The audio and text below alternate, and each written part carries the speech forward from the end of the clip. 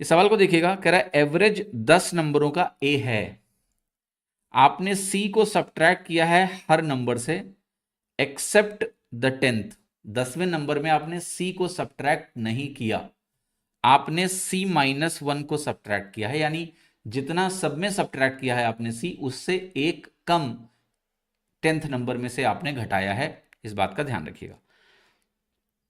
आपको यह बताना है what will be the new average, नया एवरेज क्या होगा। तो देखिए, अगर आपने सारे नंबरों में से सी घटाया होता तो औसत ए माइनस सी हो जाता, लेकिन क्या आपने ऐसा किया है? नहीं। 10वें नंबर में से आपने C-1 घटाया है, यानी अगर मैं ये मान लूं कि सब में हमने सी घटाया तो ए माइनस सी औसत हो जाता, अगर सब में आपने सी घटाया। लेकिन 10वें में एक नंबर कम घटाया, मतलब क्या है, ये सिनारियो ना होके इसके रेस्पेक्ट में एक का सरप्लस है। वो एक का जो सरप्लस है वो 10 लोगों में डिवाइड कर दो आप, तो आपका फाइनल आंसर आ जाएगा a माइनस सी प्लस 0.1। तो आंसर हो गया आपका डी। मैं इसको फिर से एक्सप्लेन करता हूं।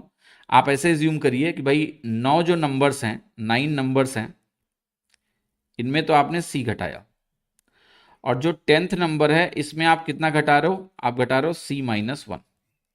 अब अगर ए के रेस्पेक्ट में मैं डेविएशन निकालने चलूं, नेट डेविएशन, तो ये 9 नंबर कितना डेविएशन देंगे आपको? -9C देंगे। और 10वां नंबर मुझे क्या डेविएशन देगा? -C-1 देगा। ये टोटल डेविएशन मुझे क्या करना है? 10 लोगों में बांट देना है। तो a माइनस, देखिए आप 10C प्लस 1/10 बनेगा। फाइनली कहानी वही है, a माइनस सी माइनस 0.1। यही बात मैं बोल रहा था आपको।